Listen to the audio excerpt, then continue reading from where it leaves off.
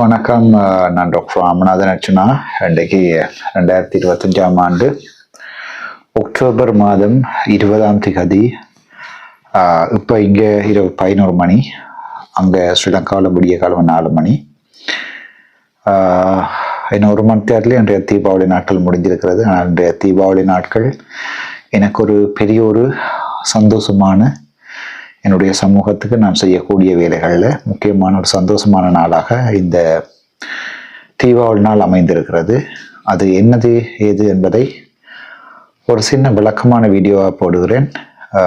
அதற்கு முன்னர் இந்த வீடியோவை ஒருக்கா நான் போடுகின்ற வீடியோவை பாருங்கள். அதுக்கு பிறகு அது சம்பந்தமாக நான் விளங்கப்படுத்துகிறேன். சற்று ஆழமான அரசியல் பதிவு. நீங்கள் ஏதாவது என்ஜாய் பண்ணி பார்க்கணுமெண்டா என்னுடைய இந்த பதிவை நீங்கள் ஸ்கிப் பண்ணலாம். ஊட விட்டு பார்க்குறதால இது பிரயோசனம் இல்லை. மிகவும் ஆழமான தமிழருடைய அரசியல் எதிர்காலம் தொடர்பான ஒரு முக்கியமான பதிவு. அதுக்கு முன்னம் இந்த வீடியோ பாருங்க. We cannot take peace, democracy, prosperity and a clean environment for granted, or even health and freedom. Big challenges affect our lives and the lives of future generations. Climate change and the protection of our natural habitat. Scarcity of resources and access to sustainable energy. Migration and the question of integration. Global crises challenging economic and social stability. And wars threatening the world order. And in a globalized world where everything is connected to everything, no one can tackle these challenges alone. To position ourselves in this rapidly changing reality, we need strong, reliable alliances.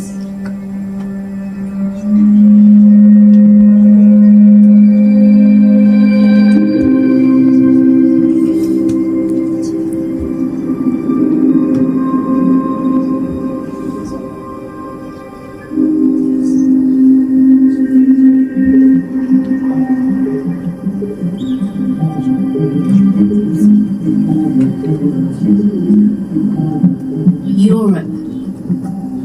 For centuries, European nations have been at the forefront of developments in democracy, philosophy, industry, science,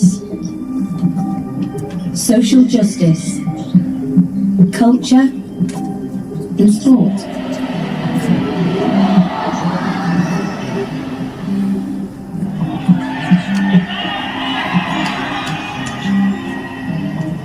European integration has been the driving force that has kept Europe's people together in diversity and strength for more than half a century. Since World War II, European countries' relative share in world population, trade and economic output has decreased. But by teaming up in the European Union, we have continued to be a model for many other parts of the world. Over 440 million people in 27 democratic European states have formed a unique economic and political partnership. The EU is one of the largest economies in the world. Here, everybody can work, trade and travel without restrictions. Removing barriers between the member states has created new economic opportunities for everyone. The European Union is an unprecedented example of solidarity, social justice, and economic progress. We live in a place where our fundamental rights are protected. The European Union has helped turn dictatorships into democracies and has reunited Eastern and Western Europe.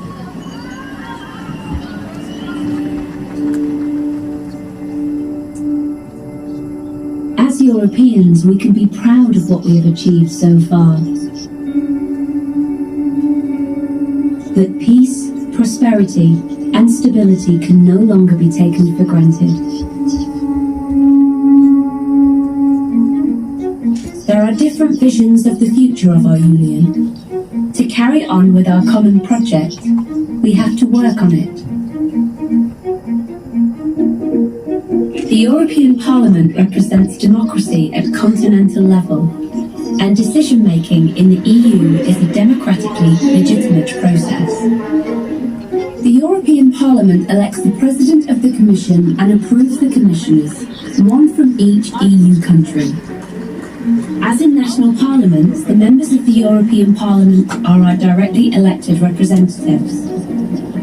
They come from all the member states and all walks of life and represent all political opinions.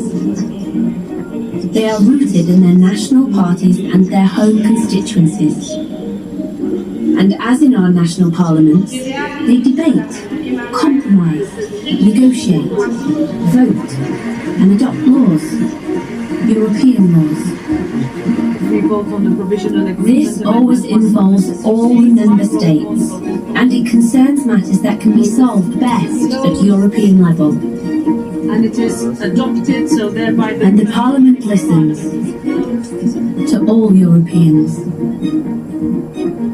Together we have achieved a lot over the past 70 years, but now we face major challenges.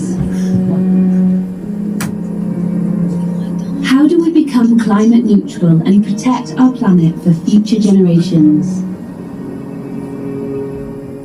How do we secure our energy supply and become less dependent on imports? How do we safeguard jobs in times of global recession and inflation? How do we benefit from a thriving digital society while fighting disinformation and the misuse of personal data? How can we balance interests and not sacrifice human rights when dealing with migration? How do we secure peace and strengthen democracy? We need to find the right answers, and we all have to play our part. The European institutions must deliver effective policies. National governments must actively carry out our common decisions. And we, as European citizens, play our part in creating the Europe we want to live in. That's what democracy is. And the European Parliament gives us our democratic voice in Europe. We can elect our members of Parliament. We can contact, petition or question them. We can visit the Parliament. We can express our views. We can interact online. Our vote, our participation, our opinions shape European politics. Together, we can work to ensure peace and freedom in the future, in Europe, and around the world.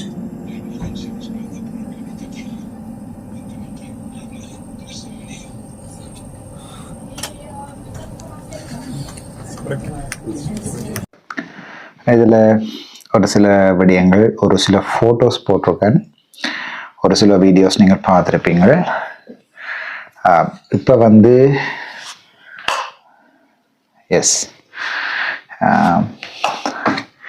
இப்போ வந்து இரவு 11 மணி. இப்போ தான் நான் வீடு வந்து சேர்ந்தேன். இந்த வீடியோ எதுன்னு சொன்னால், ஐரோப்பாவினுடைய பாராளுமன்றம் ஸ்ட்ராஸ்பர்கில் இருக்கிறது. ஸ்ட்ராஸ்பர்க்னு சொல்கிறது பிரான்சினுடைய ஜெர்மனி சுவிட்சர்லாந்து போர்டரில் இருக்கிற ஒரு நகரம் ஸ்ட்ராஸ்பர்க். அங்கே ஐரோப்பாவினுடைய பாராளுமன்றம் இருக்கிறது. அந்த ஒரு சின்ன ஒரு ஆழமான பதிவும் மக்கள் தெரிஞ்சிருக்க வேண்டிய பதிவும் நான் இந்த விடயத்தில் கதைக்க போகிறேன். ஸோ இந்த ஐரோப்பிய பாராளுமன்றம், ஐக்கிய நாடுகள் சபை, இன்டர்நேஷனல் ரிலேஷன்ஸ் அல்லது இன்டர்நேஷனல் பாலிட்டிக்ஸ் என்று சொல்லுகின்ற சர்வதேச அரசியல், எங்களுடைய இலங்கையினுடைய அரசியல், நாங்கள் இப்போ கதைக்க போகிறது வந்து ஒரு பெரிய ஒரு விடயம். ஸோ இந்த ஐரோப்பிய பாராளுமன்றம் என்றா என்ன, அது எப்படி இருக்கும் என்கிற வீடியோ நாளைக்கு நீங்கள் பார்க்கலாம். ஒரு விடயத்தை நான் இந்த வீடியோவினுடைய ஆரம்ப கட்டத்திலேயே நான் உங்களுக்கு சொல்லி போட்டு இந்த வீடியோக்குள்ளே உங்களை அழைச்சி செல்லாமல் நினைக்கிறேன். என்னென்றால், தேவைகள் கருதி நான் ஒரு சில விடயங்களை மறைக்கிறதுக்கு முடிவு செய்திருக்கிறேன். தேவைகள் அதாவது நாங்கள் செய்கிறது அரசியல். ஆகவே அரசியலில் மக்களுக்கு வெளிப்படையாக இருக்க நாங்கள் நினைக்கல, அது விமர்சனங்களுக்கு உள்ளாக்கப்படுகிறது. அதன் மூலம் நான் செய்ய நினைக்கிற மக்களுக்கான அரசியல் தடை போடப்படுகிறது. ஸோ எதிர்வரும் காலங்களில் அன்னம் மாதிரி தண்ணியை விட்டுட்டு பாலை மட்டும் நான் உங்களுக்கு பெண்ணாடைகள் மாதிரி அல்ல. 2009ஆம் ஆண்டுக்கு பிறகு இன்று வரைக்கும் நீங்கள் அரசியலில் பெண்ணாடைகளை பார்த்துருக்கலாம். ஆனால் ஒரு சார்காஸ்டிக்கான கோல் ஓரியன்டான ஒரு ப்ரொஜெக்ட் மேனேஜரை நீங்கள் அந்த அரசியலில் இழுத்து விட்டுருக்கீங்க. ஒரு பிஎம்பி, ப்ராஜெக்ட் மேனேஜ்மெண்ட் ப்ரொஃபஷனலில் பிஎம்பி.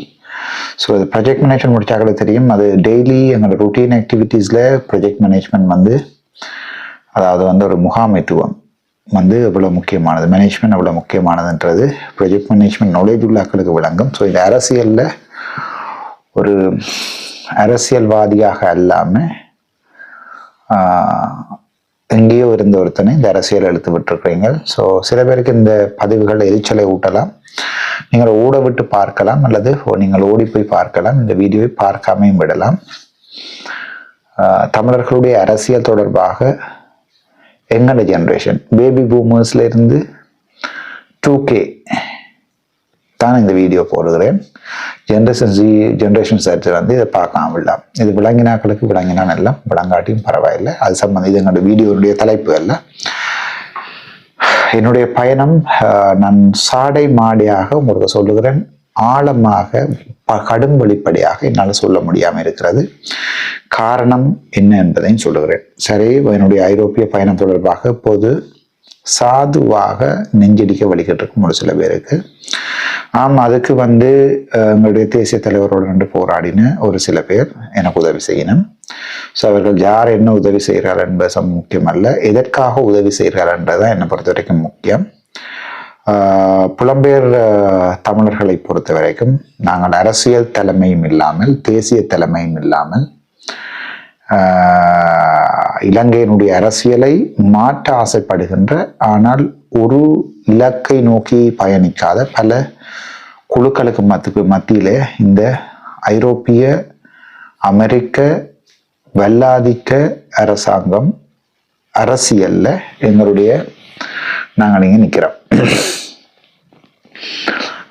ஸோ இந்த வீடியோவை நான் எப்படி உங்களுக்கு உடைச்சு போடலாம் என்றால், என்னுடைய பயணங்கள் தொடர்பான ஒரு விடயங்களை முன்னுக்கு சொல்கிறேன். முழுமையாக சொல்லல, ஆகவே கோய்க்க வேண்டாம். பயணங்கள் தொடர்பான விடயம் உண்டு. ரெண்டாவது, இன்றைக்கு பாராளுமன்றத்தில் என்ன செஞ்சான்ன்றது, ஐரோப்பிய பாராளுமன்றத்தில் என்ன செய்த நான் என்பது சாதாரண மேலோட்டமாக ஒரு பதிவு.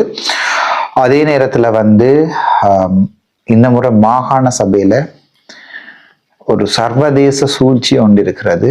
ஸோ அது தொடர்பாக பொதுமக்களுக்கு ஒரு வழிபாடு. இதுக்கு மேலேயும் நீங்கள் ராமநாதன் அர்ச்சனாவை வறுக்கிறீர்கள்னா நீங்கள் உங்களுடைய இனத்தை வறுக்கிறதுக்கு சமயம் என்பதை விளக்குகின்ற ஒரு பகுதி. அடுத்தது ஃபியூச்சர், இனி என்ன செய்ய போகிறேன் என்பது தொடர்பான பகுதி. முதலாவது பார்ப்போம். எங்களுடைய சர்வதேச அரசியலுக்கு பொறுப்பாக இருந்தது எங்களுடைய தேசிய தலைவனுடைய வலது கை என்று சொல்லப்பட்ட, மூளை என்று சொல்லப்பட்ட அண்டன் பாலசிங்கம் அண்ணா அவர்கள். அவர் அண்ணா என்று சொல்லலாம், என்னுடைய தந்தையாருடைய வயது, மதிப்புக்குரிய அண்டன் பாலசிங்கம், தேசத்தின் குரல் அவர்கள். அவர் இறந்து போனதன் பின்னர் அடேல் பாலசிங்கம் அவர்கள் இருக்கிறார். இப்போவும் அண்டன் பாலசிங்கம் இறந்து போனதன் பிறகு இன்று வரைக்கும் எங்களோட சர்வதேச அரசியல் எங்களுடைய குறிக்கோளை விட்டு வெளியால போயிருக்கு. ஒரு விஷயத்தை சொல்றேன், அண்மைய தினங்கள்ல நான் சொல்லியிருப்பேன், நாங்கள் தமிழ் ஈழத்தை பெற்றுவிட முடியாது என்று சொல்லுகின்ற போது அது புலம்பெயர் மக்களை கவலைப்படுத்தி இருந்தது. ஆனால் நிலத்தில் வாழ்கின்ற மக்களுக்கு அது யதார்த்தமாக இருந்தது. அது நீங்கள் ஏற்றுக்கொள்ளிருப்பீங்க, இல்லையாண்டு இல்லை. சில வசனங்கள் இப்போது யோசிச்சு தான் கதைக்கிறேன். ஏனென்றால் இப்போது நேரடியாக உண்மையான அரசியலை சொல்லி எனக்கு கதைக்க இல்லாத நிலைமை உண்டு, இக்கட்டான நிலைமை ஒன்றுக்கு தள்ளப்பட்டிருக்கிறேன். ஓகே, ஒன்று.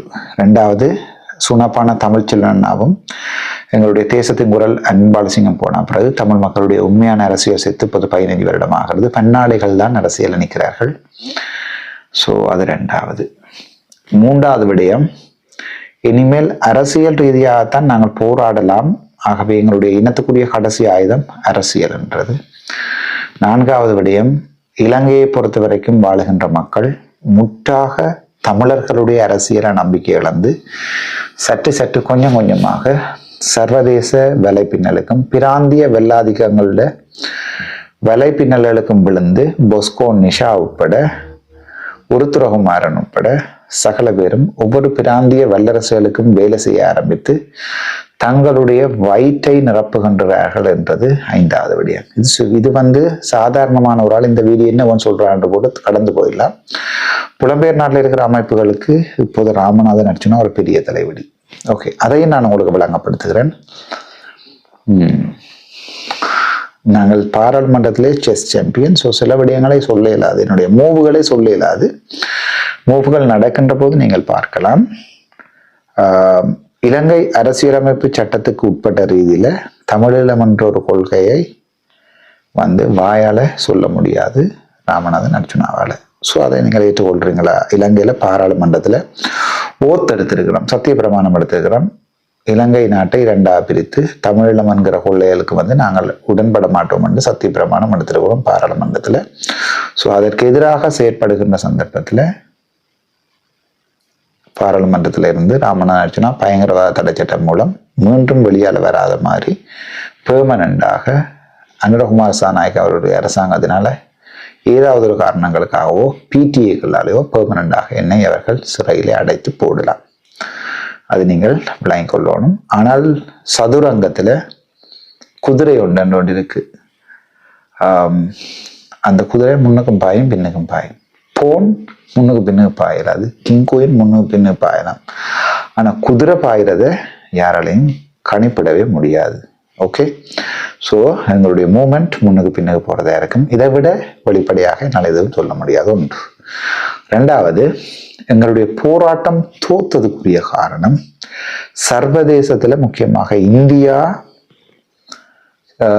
போன்ற நாடுகள், இந்தியா, அமெரிக்கா, மேற்குலக நாடுகள், கிழக்கு நாடுகள், இந்தியா போன்ற நாடுகள் சகலதும் இலங்கை அரசாங்கத்துக்கு சப்போர்ட் பண்ணபடியாகத்தான் ஐரோப்பாவில் ஐரோப்பிய யூனியன்ல எங்கண்ட புலிகளுக்கு தடைகள் விதிக்கப்பட்டது 2006ஆம் ஆண்டு. ஸோ அதன் பின்னர் தான் எங்களுடைய போராட்டம் மழுங்கடிக்கப்பட்டு முற்றாக மௌனிக்கப்பட்டது. சர்வதேச ரீதியில எங்களுடைய அரசியல் போராட்டத்தை அண்டன் பாலசிங்கம் அண்ணா அவர்களுக்கு பிறகு யாருமே சரியாக மனச்சுத்தியோட என்ன செய்யல, எடுத்து போகல. You understand that? சரி, அந்த வெற்றிடம் இப்பவும் இருக்கிறது, எப்பவும் இருக்கும். அண்டன் பாலசிங்கம் அவர்களை யாராலையுமே பிரதியீடு செய்ய முடியாது, அதையும் உங்களுக்கு விளங்கியிருக்கும். ஸோ அந்த விடயத்தையும் சொல்லிக்கொண்டு விஷயத்துக்கு வரேன். நான் என்னென்றால்,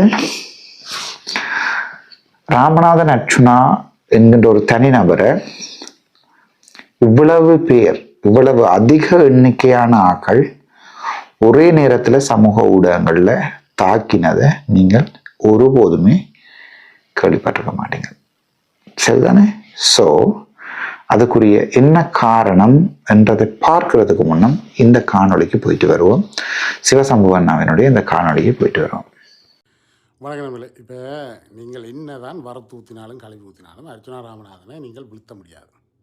சரிதானே? புலம்பெயர்ந்த தேசத்தில் இருந்து வருகின்ற அதிருப்திகள் அவரை எதுவும் காயப்படுத்தாது. அவர் புலம்பெயர்ந்த தேசத்தில் தொடர்ந்து அவர் பயணித்து கொண்டு தான் இருக்கிறார். அவர் போகிற இடங்களிலே அவருக்கு ஆதரவு இருக்கிறது. அதை தாண்டி சமூக ஊடகங்கள் பலமாக எதிர்க்கின்றன அவருடைய கருத்தாடல்களை. அவை அரசியல் கருத்தாடல்கள் அல்ல, அவை சமூகத்திலே ஒரு இளைஞன் என்கின்ற அடிப்படையிலே வருகின்ற எண்ணக்கருக்களும் தோற்றங்களும் அங்கு வருகின்ற தகவல்களுக்கு கொடுக்கப்படுகின்ற சிலேடை. தமிழிலே சொல்லுவார்கள் சிலேடை. வந்ததும் தந்ததும் என்பதை நகைச்சுவையாக மக்கள் முன் பகிர்ந்து கொள்வது. அவர் நான் நினைக்கிறேன் 2K கிட்ஸ் நினைக்கிறேன். எனவே அவர் சொல்வது செய்வது எல்லாம் அரசியல் என்று நீங்களாக நினைத்துக் கொள்வது தான் உங்கள் மனநிலையில் இருக்கின்ற தவறு. இன்றைக்கு யாழ் மாவட்டத்திலிருந்து தெரிவு செய்யப்பட்ட 6 பாராளுமன்ற உறுப்பினர்களே எந்த பாராளுமன்ற உறுப்பினர் சாதாரண மனிதன் போல், சாதாரண யதார்த்தமானவன் போல் சமூக ஊடகத்திலும் சரி நேரிலையும் சரி மக்கள் முன் நான் மக்கள் பிரதிநிதி என்று உங்கள் முன் வருகின்ற விமர்சனங்களையும் அதை தாண்டி குறைகளையும் அதை கேட்டுக்கொண்டு அதற்கு பதிலளித்து கொண்டு இந்த 6 பேரில் யார் மக்கள் முன் உண்மையாக உலாவுகிறார்கள் என்று கேட்டீங்கன்னா இல்லை. நான் எம்பி பிஸியாக இருக்கிறேன், பார்லிமெண்ட் போர்டு மீட்டிங்கில் இருக்கிற என்று பதில் சொல்கின்றவர்களை விரும்புகிறீர்களா, அல்லது யதார்த்தத்தையும் மக்களின் எதிர்காலம் எதை தாண்டி எதை சாதிக்கப் போகிறது, எதை சிந்திக்கப் போகிறது, இந்த சமூகம் இனி மீழ்ச்சி வருமா என்கின்ற அடிப்படையிலே தோற்றப்பாட்டோடு உலாவுகின்ற இந்த சாதாரண வைத்தியன் அர்ச்சுனா ராமநாதன் மிகவும் கீழ்த்தரமாக கீழ் நிலை மக்களோடு அதே நேரத்தில் சமூகத்திலே வருகின்ற பிணக்கு பிக்கல் புடுங்கல் எல்லாம் அவர் நேரடியிலே காட்டிக்கொண்டிருக்கிறார். நீங்கள் விரும்புகின்ற அரசியல்வாதிகள் எல்லோரும் குளிரூட்டப்பட்ட கார்களிலும் பாராளுமன்றத்திலும் கூட்டங்களிலும் கலந்து கொண்டு செல்வதை விரும்புகிறீர்களா? கடந்த யுத்தத்துக்கு பிறகு 2009ஆம் ஆண்டுக்கு பிறகு இப்படி ஒரு பாராளுமன்ற உறுப்பினர் சாதாரண மக்களோடு யதார்த்தமாகவும் அதே நேரத்திலே சிந்திக்கும் வகையிலேயும் அதே நேரத்திலே சிலேடையாக சில கருத்துக்களை சொல்வதும் உங்களுக்கு பைத்தியக்காரன் போல் தோற்றமளிக்கிறது உங்கள் மனநிலை. அதுதான் வெக்கம். புலம்பெயர்ந்த தேசத்தில் இருப்பவர்களிடம் பொருளாதாரம் இருக்கிறது, பலம் இருக்கிறது, ஆனால் உங்களால் அரசியல் செய்ய முடியாது என்பது எல்லோருக்கும் தெரியும். ஏனென்றால் உங்கள் பொருள் பலம் எல்லாம் அங்கே நிலையான சொத்துக்களாகவும் வியாபார ஸ்தலங்களாகவும் தான் அங்கே தாயகத்திலே முதலீடு செய்யப்பட்டிருக்கிறதை ஒழிய சமூகத்திடம் இல்லை. ஒரு வயோதிப வயதை உடையவர்களால் ஆலயங்கள் மிக பிரமாண்டமாக புனரமைக்கப்பட்டு அன்னதானம் பரிபாலிக்கப்படுகிறதே தவிர வேறு எதுவுமே அங்கே இருக்கின்ற மக்களுக்கு இவர்களால் செய்யப்படவில்லை என்றது உண்மை. யாழ் மாவட்டத்தை பிரதிநிதித்துவப்படுத்துகின்ற என்கிற நாட்டாம ஸ்ரீதரன் என்றாலும் சரி, மெத்த படித்த மேதாவி கஜேந்திரகுமார் என்றாலும் சரி, சாதாரண மக்கள் முன் அவர்களால் நின்று அர்ச்சனா ராமநாதன் போல் நின்று பதிலளிக்கவோ கேள்வி கேட்கவோ அதற்கு விடை கொடுக்கவோ முடியாது. அவ்வளவுதான். இன்றைக்கு நீங்கள் மாகாண சபைக்கு யார் நிறுத்தப் போகிறார்கள், ஒரு தரமான வேட்பாளர் என்பது கேள்விக்குறி ஐயம். யாருமே இல்லை. கையூட்டல்களும் காட்டி கொடுத்ததும் ஒட்டுக்குழுவும் அதை சார்ந்ததும் அதிலே வாங்கி பங்கீடு போட்டுக்கொள்வதும் அதனிடம் கைக்கூலியாக இருப்பதும் இப்போது உள்ளூராட்சி சபைகளிலே இருக்கிறது. அது அவர்களுடைய திறமை. ஆனால் நீதியரசர் விக்னேஸ்வரன் வந்தே வடமாகாண சபையை நிமித்த முடியவில்லை. மத்திய அமைச்சில் இருந்து வருகின்ற நிதிகளையோ மத்திய அமைச்சில் இருந்து வருகின்ற குடுக்கல் வாங்கல்களையோ மக்களுக்கு தேவையானவற்றையோ பாராளுமன்றத்தில் பிரதிநிதித்துவம் எதிர்க்கட்சியாக இருக்கின்ற தமிழரசு கட்சி அந்த பிரதேசத்தைச் சேர்ந்தவர்களை தடுத்து நிறுத்துகிறார்கள். இவர் அங்கே ஒன்றும் செய்ய தேவையில்லை, இவர் இனி தேவையில்லை என்று. எனவே இப்படித்தான் வைத்தியர் அர்ச்சுனா ராமநாதனுக்கு வைத்தியசாலைக்கு பார்க்க வந்த சுகாதார அமைச்சரை பூனேரி கைதடி சந்தியில் வச்சு பூனேரி பக்கமாக திருப்பி மன்னாருக்கு அனுப்பி வைத்தார் ஸ்ரீதரன் ஐயா. யாழ்ப்பாணத்தில் சாவச்சேரி வைத்தியசாலையில் என்ன குளறுபடி நடந்தது என்பதை கேட்கவோ அதை பார்க்கவோ முடியாமல் சிற்றூழியர்களும் ஆளணியின் தட்டுப்பாடு என்று சொல்லி ஸ்ரீதரன் ஐயா கலைச்சி வைத்தார். இன்றைக்கு அவருக்கு எதிராக அவருக்கு நிகராக பாராளுமன்ற கதிரையிலே குந்தியிருக்கிறார் வைத்தியர் அர்ச்சுனா ராமநாதன். யாரெல்லாம் அன்று தமிழரசு கட்சியிலே தனி மனிதன் வைத்தியர் பைத்தியம் என்றெல்லாம் சொன்னார்களோ அவர்கள் எல்லோருக்கும் மூக்கிலே விரலை வைத்து புளியை கரைக்கிறார் வைத்தியர் அர்ச்சுனா ராமநாதன். எங்களுக்கு எல்லாம் தெரியும். தனி மனிதன் தான் வைத்தியசாலைக்கு பணிப்பாளராக வந்து அவன் காண்பித்த நேர்மை உண்மை நாடாளுமன்றத்தில் குந்தியிருக்கிறான். நாடாளுமன்றத்துக்கு வந்து அவன் சும்மா இல்லை. சத்தியமூர்த்தி 177 பேரை சும்மா 6 வருஷமாக வைத்திருந்து சம்பளமும் கொடுக்காமல் அடியாக்கள் போல் ஏவலாக்கள் போல் வைத்திருந்து அவ்வளோ பேரையும் நாடாளுமன்றத்தின் நிலையல் கட்டளைப்படி அழைத்து சென்று சுகாதார அமைச்சை சந்தித்து நியமனம் வாங்கி கொடுத்திருக்கிறான். இல்லைன்னு சொல்லுவீங்களோ? அவ்வளோதான். இங்கே என்னதான் தலைகளான் என்றாலும் ராமலிங்கம் சந்திரசேகரன் ஐயா செய்கிற முழுக்க அநியாயம். யாழ்ப்பாணத்திலே புலம்பெயராத தமிழ் மக்கள் இருக்கிறார்கள், வறுமை கோட்டுக்கு கீழ் வாழ்கிறார்கள், ஏழ்மை நிலை. அவர்களுக்கு எந்த தீர்வும் புலம்பெயர்ந்த சமூகமோ அல்லது அரசியல் செய்கின்ற தமிழரசு கட்சியோ தமிழ் பாராளுமன்ற பிரதிநிதித்துவமோ அல்லது இப்போது தெரிவு செய்யப்பட்ட தேசிய மக்கள் சக்தியோ கவனத்திலும் கொள்ளவில்லை. அவர்களது கண்ணிலும் இந்த ஏழ்மை வறுமை நிலையில் இருக்கின்ற மக்கள் புலப்படவில்லை. அதுதான் மிக கொடுமையானது. பார்க்கலாம். மாகாண சபையை வைத்தியர் அர்ச்சுனா ராமநாதன் பிரதிநிதித்துவப்படுத்துவார். ஆழ்வாரா அல்லது எதிர்கட்சியாக வருவாரா என்பது பிறகு கூட்டணியை பொறுத்து. நன்றி. இந்த காணொலியை நீங்கள் பார்த்திருப்பீங்க. ஸோ வருகின்ற மாகாண சபை தேர்தல் என்பிபி அரசாங்கத்துக்கு ஒரு மிகப்பெரிய சோதனை.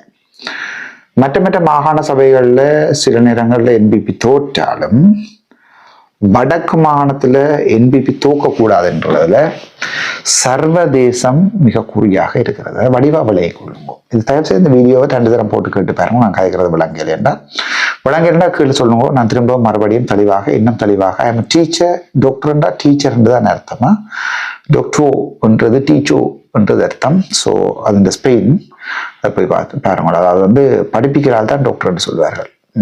இதை சிலது வட்டி நீ போடும். ஸோ டாக்டர்ண்டா என்ன மீனிங்ன்றதை இட்டாலி ஸ்பெயின் லாங்குவேஜில் தேடி பாருங்க. சரியா? பாய். இந்த வீடியோ விளங்கலையேண்டா தயவு செய்து சொல்லுங்க. நான் திரும்ப இந்த வீடியோவை இன்னும் விளக்கமாக போடுகிறேன். ஸோ இலங்கை அரசாங்கத்தை பொறுத்த வரைக்கும் இதுவரைக்கும் வந்த சிங்கள அரசாங்கங்கள் வந்து 3 பாராளுமன்ற உறுப்பினர்களை இந்த மாதிரி டாக்டர் சிவானந்தா இருந்தவர், அங்கே இருந்தவர் 2 தான் 3 பாராளுமன்ற உறுப்பினர்களை ஒரேடியாக பெற்றுக்கொண்டதில்லை. இது வடக்கில் வந்த வெற்றி சர்வதேச ரீதியில இலங்கை அரசாங்கம் தொடர்ந்து இருக்க வேண்டுமாக இருந்தால் இப்போது இலங்கை அரசாங்கத்துக்கு கடன் தேவைப்படுகிறது. IMF இருக்கலாம், யூரோப்பியன் யூனியனுடைய கடனாக இருக்கலாம், யாருடைய கடனும் தேவைப்படுகிறது இலங்கை அரசாங்கத்தை பொறுத்த வரைக்கும். ஸோ மாகாண சபையில NPP வெல்லுவதன் மூலம் இலங்கை அரசாங்கம் எதை சொல்ல ஆரம்பிக்க போகுது என்று சொன்னால், இலங்கையில இனப்பிரச்சனை இல்லை என்கின்ற விஷயத்தையும், இலங்கை மக்கள் சமமாக இருக்கிறார்கள் என்கின்ற விடயத்தையும் இலங்கை அரசாங்கம் சர்வதேசத்துக்கு சொல்வதற்காக மாகாண சபை கபிலன் போன்ற, இளங்குமரன் போன்ற, பவானந்தர் ஐயா போன்ற, அதிபர் ரஜீவன் போன்றவர்கள் கோடாலி காம்புகளாக எங்களுடைய இனத்துக்கு ஒரு கோடாலி காம்பு அபிவிருத்தி என்ற போர்வேல இனத்தின் கோடாலி காம்புகளாக இனிவரும் 5 வருடங்கள்ல முற்று முழுதாக வளர்ச்சி அடைவதை தடுக்கிற வேண்டுமாக இருந்தால்தான் உண்மையான அரசியல். தடுக்க வேண்டுமாக இருந்தால் அவர்களையே காட்டி, ரஜீவன் போன்றவர்களை காட்டி பிரின்சிபல் ஒருவர் வந்திருக்கிறார், வடக்கிலே பிரச்சனை இல்லை என்கின்ற விடயங்களை ஐநாவில் இருக்கிற பிரதிநிதிகளோட கலைக்கும் போது அது பொதுமக்களுக்கு தெரிய வராது. ஆனால் இவர்கள் அங்கே நடக்கின்ற திலீபன் அண்ணாவினுடைய போராட்டத்துக்கு வந்து முகத்தையும் காட்டுவார்கள்.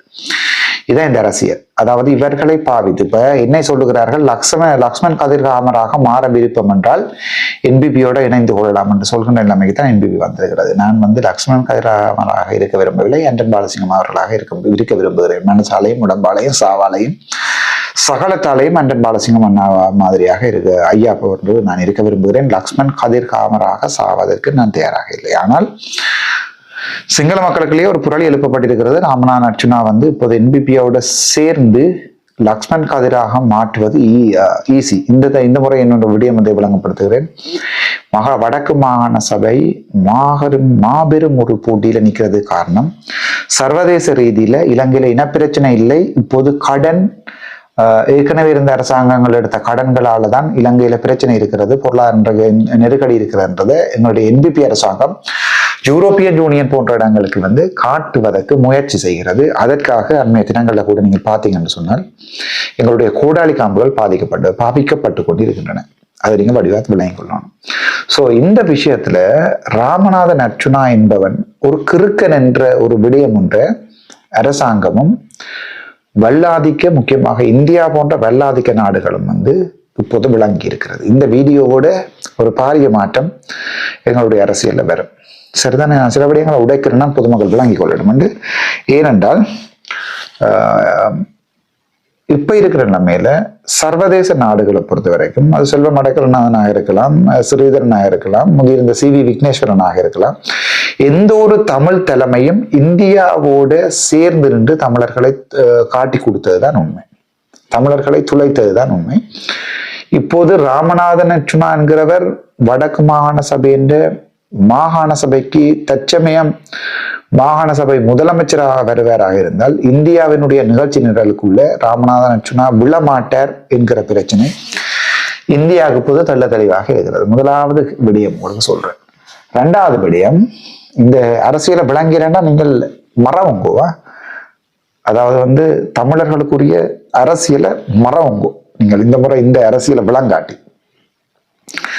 அதோட இலங்கை அரசாங்கம் இப்போது சைனாவை போன்று ரெட் அலையன்ஸ் என்று சொல்லுவார்கள், சிவப்பு கூட்டணி என்று சொல்லி, அதாவது சைனா, ரஷ்யா போன்ற நாடுகள் மாதிரி, கார்ல் மார்க்ஸ் அந்த மாதிரியான ஒரு கொள்கைகளை உடைய சைனா போன்ற ஒரு நிலைமைக்கு மாறுகின்றதை இந்திய அரசாங்கம் ஏற்றுக்கொள்ளாது.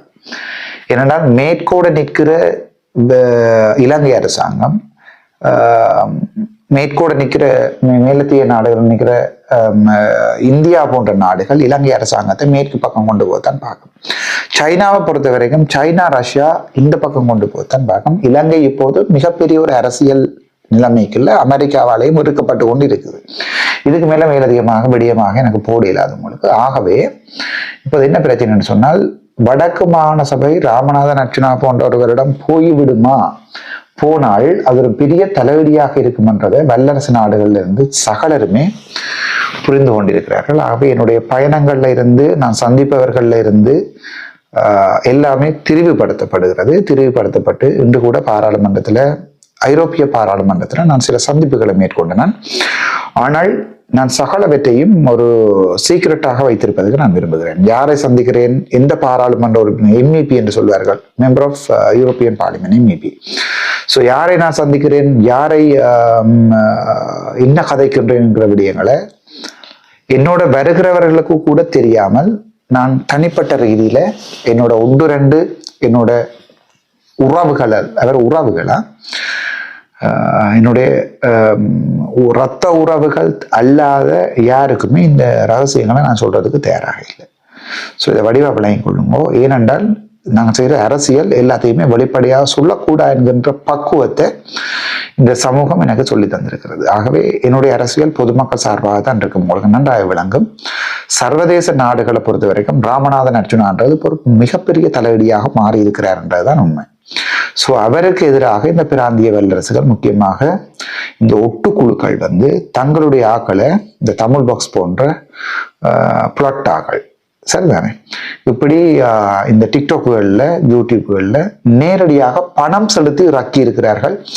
ராமநாதன் அர்ச்சுனாவுடைய பேரை கெடுக்கும் அளவிற்கு வீடியோ போடுகின்ற வரைக்கும், என்னுடைய பேரை கெடுக்கின்ற அளவுக்கு இவர்கள் தெளிவாக என்னுடைய வசனங்கள் ஒவ்வொன்றையும் பிழைப்படுத்தி கொண்டு புலம்பெயர் நாட்டில் இருக்கிற மக்கள் எனக்கு தருகின்ற ஆதரவை உடைப்பதற்கு மிகவும் பகீரத பிரயத்தனம் செய்து கொண்டிருக்கிறார்கள். பகீரத பிரயத்தனம் என்று அவங்களுக்கு தெரிஞ்சிருக்கும். பகீரன் என்ற ஒரு முனிவர் அல்லது ஒரு அரசன் சிவபெருமான் இறங்கி பூலோகத்துக்கு வர வேணும்னு சொல்லி என்ன செஞ்சவர், தவம் இருந்தவர். அப்படியான ஒரு பகீரத பிரயத்தனம் என்று சொல்வார்கள். அது அந்த பிரயத்தனம் ஒன்றை இந்த சர்வதேசங்கள் நாங்கள் இப்ப நிற்கிறது சர்வதேச பொலிட்டிக்ஸுக்குள்ள செய்திருக்கிறார்கள். அவர்களுடைய வலைகளில் நிற்கின்ற இந்தியாவோட எங்களுடைய சகல தமிழ் தலைமைகளும் ரோவோட, சரிதான், இந்தியாவினுடைய உளவு அமைப்பான ரோவோடு தான் எங்களுடைய சகல தமிழ் அமைப்புகள், தமிழ் தலைவர்களும் இயங்கிக் கொண்டிருக்கிறார்கள். ஆகவே அவர்களை பொறுத்த வரைக்கும் ராமநாதன் அர்ச்சுனா அப்போது மாகாண சபைக்கு வரக்கூடாது என்பதற்காக காசு செலவழித்து டிக்டாக்ல அவர்களுடைய நெட்வொர்க்கில் இருக்கிறவர்கள் டிக்டாக்லையும் யூடியூப்லையும் எனக்கு எதிராக பிரச்சாரம் செய்ய ஆரம்பித்திருக்கிறார்கள். தனியொருவனாக மோதிக்கொண்டிருக்கிறேன். மக்களுடைய அன்பும் ஆதரவும் எனக்கு இருக்கும் என்று நான் நினைக்கிறேன். அதனாலதான் மோதிக்கொண்டிருக்கேன். இதை விட மேலதிகமா உங்களுக்கு சொல்ல முடியாது. ஐரோப்பிய யூனியன்ல இன்றைக்கும் நாளைக்கும் நான் மீட்டிங்கள்ல ஈடுபடுகிறேன். அதாவது உங்களுக்கு சுருக்கமாக சொல்வதாக இருந்தால், வடக்கில் நடக்கின்ற எங்களுடைய அநீதிகள், ஒடுக்குமுறைகளை அரசாங்கத்தினுடைய பிரதிநிதிகளான கோடாலி காம்புகள் இங்கே தமிழர்கள் என்ற பெயர்ல சொல்லாமல் எதிர்கட்சியில் இருக்கின்ற மக்களுக்கு உண்மையா இருக்கின்ற பாராளுமன்ற உறுப்பினராகிய ஒரு சிலர், நான் போன்றவர்களை, அல்லது எனக்கு பிறகு கௌசல்யா நரேந்திரனாக இருக்கட்டும் அல்லது யாராவது ஒருவராக இருக்கட்டும், எங்களை இந்த அரசாங்கம் ஒருபோதுமே மக்களுடைய பிரதிநிதிகளாக காட்ட மாட்டார்கள். ஆகவே நேரடியான ஒரு ரீப்ரசன்டேஷன் ஒன்றை எடுப்பதற்காக ஒவ்வொரு பாராளுமன்ற உறுப்பினர்களையும் சந்தித்து கொண்டிருக்கிறேன். அதைவிட என்னுடைய சர்வதேச நெருக்கடி ஒன்றை இலங்கை அரசாங்கத்துக்கு கொடுத்து இலங்கையில் வாழ்கின்ற தமிழ் மக்கள் சமமாக வாழ வேண்டும் என்பதையும் நான் உங்களுக்கு சொல்லியிருக்கேன். மறுபடியும் நான் விளையாடி கொண்டு ஒரு அரசியல் சதுரங்கம், அரசியல் செஸ். ஸோ இந்த அரசியல் செஸ்ல குதிரை முன்னுக்கும் பாயும், பின்னுக்கும் பாயும், குதிரை கணக்காமையும் விடும். ஸோ என்னுடைய அரசியல் விளங்கும் போது நான் உயிரோடு இருப்பேனும் எனக்கு தெரியாது. என்னுடைய அரசியல் பாடமாக்கப்படும். இதுக்கு மேலே உங்களுக்கு எனக்கு சொல்ல முடியாது. ஸோ நீங்கள் அதை விளங்கிக் கொள்வீர்கள் நினைக்கிறேன். இதற்கு பிறகும் பொதுமக்கள் யாராவது என்னை எதிர்ப்பீர்களாக இருந்தால் உங்களோட மண்ணுக்கு தலைக்கு நீங்களே மண்ணை அள்ளி போடுவதற்கு சமமாக இருக்கும். சரிதானே? சரி, இதுக்கு மேலே நான் உங்களுக்கு ஏதாவது சொல்லணுமா? சொல்ல இயலாது. ஐரோப்பிய பாராளுமன்றத்தில் இன்றைக்கு 20ஆம் தேதி, இப்போது 10 மணி, இப்போது இங்கே சரியாக 11:30, இப்போதுதான் வீடு வந்திருக்கிறேன். நாளைக்கும் ஐரோப்பிய பாராளுமன்றத்தில் சில சந்திப்புகள், 23ஆம் தேதி நோர்வேயில் சந்திப்புகள், 26, 27, 28 மறுபடியும் பெல்ஜியத்திலேயும் டென்மார்க்லேயும் சந்திப்புகள். அப்படி தொடர்ந்து அரசியல் செய்து கொண்டிருக்கிறேன். தனிப்பட்ட பயணம் மாதிரி நீங்கள் நினைச்சால் தனிப்பட்ட பயணமாகவே அது இருக்கட்டும், இல்லை அரசியல் பயணமாகத்தான் இருக்கிறான்னு நினைச்சால் அரசியல் பயணமாக இருக்கட்டும். இது என்னுடைய அரசியல். ஆகவே எல்லா விடயத்தையும் வெளிப்படையாக சொல்லக்கூடாது என்கின்ற சாதாரண உண்மை ஒன்றை நான் இப்போது ஏற்றுக்கொள்ள ஆரம்பித்திருக்கிறேன். எதிர்வரும் காலங்களில் மாகாண சபைக்குரிய போட்டிகள், அர்ச்சுனாவை அரசு செய்கின்ற விளையாட்டுகள் தாராளமாகவே நடக்கும். நடப்பதை நடக்கின்ற போது பார்த்துக்கொள்வோம். உங்களுக்கு ஒரு ப்ரொமிஸ் தாரன், கடைசியாக ஒரு ப்ரொமிஸ் தாரன். என்னுடைய உடம்பு எரிக்கப்பட்டாலும், என்னுடைய இலங்கையிலிருந்தும், என்னுடைய ஈழத்திலிருந்தும், தமிழ் ஈழத்திலிருந்தும் என்னுடைய ஆவி ஒருபோதுமே இன்னொரு நாட்டிற்கு தப்பிச் செல்லாது. சாவதாக இருந்தாலும் வீழ்வதாக இருந்தாலும் அது என் மண்ணிலே ஆகட்டும். நன்றி, வணக்கம். This is doctor Ramanathan Archuna. என்னுடைய அரசியலை இன்னொரு காலப்போக தமிழ் மக்கள் அறிந்து கொள்கின்ற காலமும் வரும். அந்த வெற்றிடம் நான் உருவாக்கிவிட்டு தான் செல்வேன். நன்றி, வணக்கம். இது உங்கள் தம்பி ராமநாதன் அர்ச்சுனா.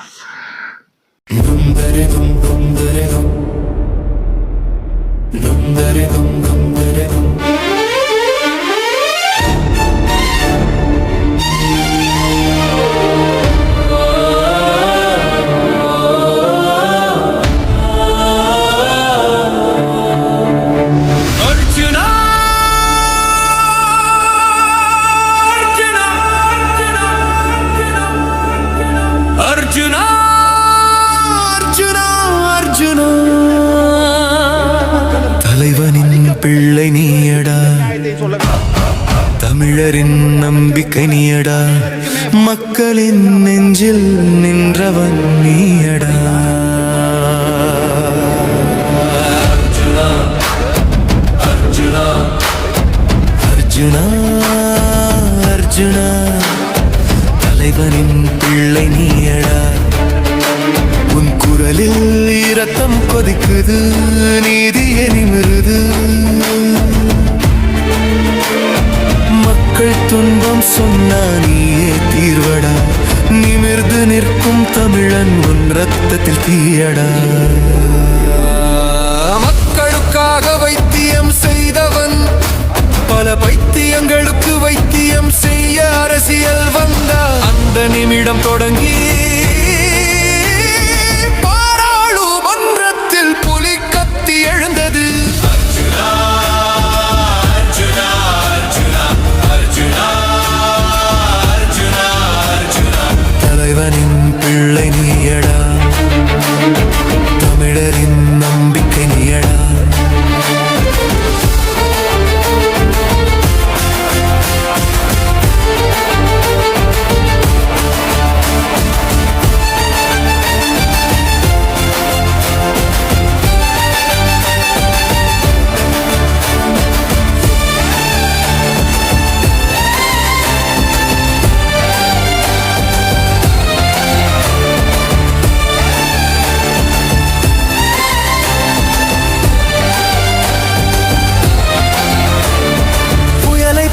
பேசும் தீயை போல ஏறும் மக்களின் சத்தம் நீயடா. பாராளுமன்றத்தில் தமிழ் புலியடா, உன் பேச்சினால் பலர் வலை தேடும் எலியடா. அசையாத தைரியம் உன் நெஞ்சில் எழுதப்பட்டது, வாழ்க்கையொரு வாழ் நீதான் அதன் முனை. மனதில் மின்னல் குரலில் சக்தி, நீதிக்கு நடக்கும் தமிழ் மரம். நீ எதிரிகள் வந்தாலும் தாழ்வில்லை, உன் பெயர் சொல்லும் போது மார்பு நிவருது. மரணத்திற்காக பயந்தவர் மத்தியில் உன் பேச்சால் மக்கள் நம்பிக்கை கண்டான். உன்மேல் வந்த பழியடா, அது வந்து பறந்தது தூசடா. சத்தியம் சொன்னால் உலகம் தள்ளும், ஆனா நீ சொல்லும் வரை நீதியே நிலைக்கும். நீதான் ஒளி, நீதான் வழி, தமிழனின் இதயத்தில் தீ மூட்டும் கழுகு நீ. அர்ஜுனா, அர்ஜுனா, அர்ஜுனா, அர்ஜுனா, பிள்ளை நீ